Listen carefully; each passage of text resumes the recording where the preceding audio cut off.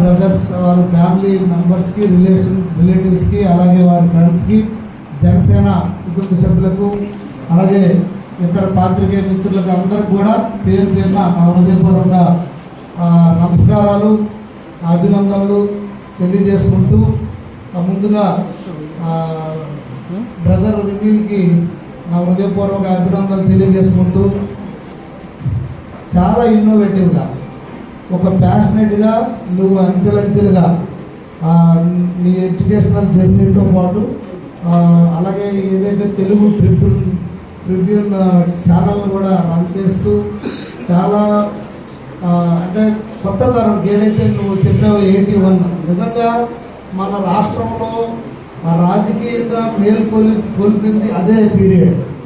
అన్న నందమూరి తారక రామారావు గారి తెలుగుదేశం పార్టీ పెట్టిన తర్వాత ఆంధ్రప్రదేశ్ రాష్ట్రంలో ఒక రకమైనటువంటి రాజకీయ చైతన్యం యువతలో కానీ ప్రజల్లో కానీ వచ్చిందంటే అంతకుముందు రాజకీయ నాయకుడు అంటే పొడుగు లాంచీలు వేసుకునో లేకపోతే పంచికట్టు కట్టుకునో ప్యాంట్లు వేసుకొని ఎక్కడో దూరం నుండి నమస్కారం పెట్టుకొని లేకపోతే హెలికాప్టర్లో వాళ్ళు ప్రచారాలు చేసుకుని పై నుండి కరపత్రాలు విసిరేసి వెళ్ళిపోయిన పరిస్థితి.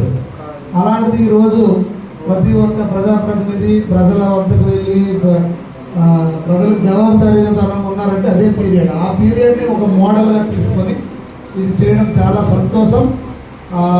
తప్పకుండా ఈ బుక్ సూపర్ హిట్ అవుతుందని నాకు పూర్తి నమ్మకం ఉంది.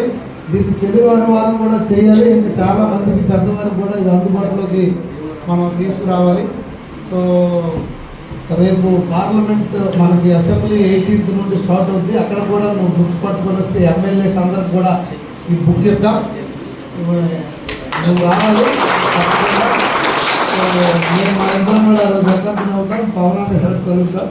సో లోకేష్ అన్న గారికి అందరూ కలిసి వాళ్ళ ఆధ్వర్యంలో ఇది ఇద్దాం. సో అప్పుడు ఎలాగా రామ్మోహన్ రెడ్డి గారు పార్లమెంట్ లేదు కనుక ఆ టైం నుంచి ఆ డేట్ చెప్తే వస్తారు ఆయన కూడా. సో అక్కడ మాకు బ్రేక్ పీరియడ్లో కలిసి ఇవన్నీ చేద్దాం. తప్పకుండా ఈరోజు మంచి ఇది తెలియాలి అందరికి కూడా.